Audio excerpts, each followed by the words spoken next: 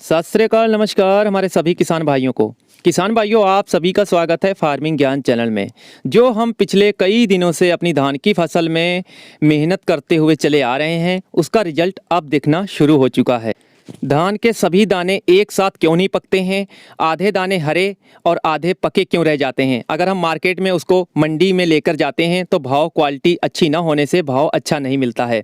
तो एक साथ फसल पकेगी और जो पानी है वो कैसे बना के रखना है जिससे कि हवाएं चलने पे, बारिश होने पे आपकी फसल गिरे ना। गिरने से काफ़ी किसान भाइयों नुकसान हो जाता है। मेन पॉइंट पे आज हम चर्चा करने वाले हैं, आप लोग अंत तक जरूर वीडियो को देखें। अगर किसान भाइयों अभी तक आपने फार्मिंग ज्ञान चैनल को सब्सक्राइब नहीं किया है तो प्लीज़ चैनल को सब्सक्राइब करके पास वाली घंटी को प्रेस कर लें। गन्ने की फसल की पौध कैसे तैयार करनी है बहुत कम खर्च में, और गेहूँ की नई वैरायटियाँ बुआई के समय क्या प्रयोग करना है वह भी आने वाले हमारे वीडियो जरूर देखें। तो धान की बालियां निकलने में लगभग किसान भाइयों 5 से 15 दिन का समय लग जाता है। जैसे अलग अलग किस्मों की बात करें तो, लेकिन जो धान की मिल्क ग्रीन स्टेज है, धान की फसल की जो पौधे होते हैं मिल्क ग्रीन स्टेज में 40% तक खुराक बनाकर ऊपर दानों में भेजता है पौधा, और ऊपर के जो 3 पत्ते छोड़कर बाकी के पत्ते जो होते हैं सब धीरे धीरे करके ब्राउन होके सूखने लगेंगे। लेकिन जो 60% खुराक होगी वो ऊपर के ही 3 पत्ते जो होते हैं, जिनको झंडा पत्ता बोलते हैं, वह भोजन को बनाते हैं। जैसे कि सूरज की रोशनी को लेकर, तभी इन दिनों में धूप का भी रहना बहुत ज़रूरी होता है। मौसम अच्छा हो तभी जो है जिससे फोटो संश्लेषण की क्रिया सही से हो पाए। अगर धूप सही से नहीं होती है तो उस स्थिति में दानों का वजन भी कम हो सकता है। अब आपको मिल्क ग्रीन स्टेज पर खेत में पानी कैसे रखना होता है। आपको पानी में खेत लगाकर फिर उसे सूखने दें। पानी को सुखाकर जैसे 2 से 3 दिनों तक खेत में हवा लगने दें। मिल्क ग्रीन स्टेज में लगभग 12 से 15 दिन तक खेत में रहती है मिल्क ग्रीन स्टेज। जैसे कि अलग अलग किस्मों की बात कर लें, जब दानों में दूध भरकर बालियां नीचे को झुकना शुरू हो जाएं किसान भाइयों, तो उस समय जो होती है डग स्टेज में धान प्रवेश कर गया। मिल्क ग्रीन स्टेज पर ही गंधी बग यानी रस चूसक कीटों का हमला होता है। लेकिन जब दानों में दूध भरकर थोड़ा कड़ापन आ जाए, सख्त हो जाए, तो रस चूसक कीटों का हमला भी रुक जाता है।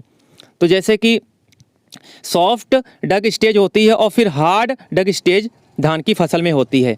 तो सॉफ्ट डग स्टेज जो है, खेत में पानी को खड़ा नहीं रखना होगा, बस आपको लगाकर सिर्फ नमी यानी मिट्टी को गीला होना जरूरी होता है, जिससे कि उस समय पौधों की जो सेल्स मूवमेंट होता है डाउन होने लगती है, पौधे मरने लगते हैं, नीचे का तना गलने लगता है। अगर आप पानी को उस समय तक भी भर के रखेंगे खेत में तो आपकी धान की फसल जो है एक साथ नहीं पकता है और आपके दाने कुछ कच्चे रह जाते हैं। तो जो तने होते हैं वो गलने लगते हैं, जिससे हवा चलने पर भी आपकी फसल गिर सकती है। हल्की बारिश हुई तब भी आपकी फसल गिरने के चांस 100% बढ़ जाते हैं, जिससे काफ़ी नुकसान भी होता है। सॉफ्ट डग स्टेज में लगभग 7 से 10 दिन का रहती है आपकी फसल में। इसके बाद देखेंगे दानों को दबाने पर जो दूध होता है वो नहीं निकलता है, तब आपकी हार्ड डग स्टेज फसल धान में हो जाती है। तो उस समय खेत में पानी नहीं लगाना चाहिए, क्योंकि इस समय खुराक बननी जो है बंद हो जाती है पौधों की। ऊपर के जो पत्ते होते हैं उनका भी रंग बदलना हल्का ब्राउन कलर में होकर सूखने लगते हैं, जैसे जिनको हम झंडा पत्ता बोलते हैं। जो नीचे का तना होता है, जो नीचे का हिस्सा होता है वो भी सूखकर कमज़ोर होकर गल जाता है, जिससे कि हमारी फसल गिरने के चांस 100% रहते हैं। और जो फसल है वो भी एक साथ आपकी फसल नहीं पकती है, आगे पीछे पकेगी, दाने कच्चे रह जाएंगे, क्वालिटी अच्छी नहीं बनेगी किसान भाइयों। तो इन स्टेजों को समझना बहुत ज़रूरी है किसान भाइयों। मेरी जानकारी अगर अच्छी लगी होगी तो प्लीज़ छोटे से वीडियो में तो आप लोग लाइक और शेयर ज़रूर कीजिएगा, जिससे और भी किसानों को पता चल सके। इस स्टेज में किसान भाई स्प्रे करने लगते हैं। इस समय देखा है किसान भाई यूरिया का छिड़काव करने लगते हैं। ये गलती आप लोगों को किसान भाइयों नहीं करनी है, लॉस भी होगा, फसल क्वालिटी अच्छी नहीं होगी। तो आप लोग चैनल को भी सब्सक्राइब कर लें, आने वाले वीडियो हमारे आप लोग ज़रूर देखिएगा किसान भाइयों। धन्यवाद, जय हिंद, जय भारत।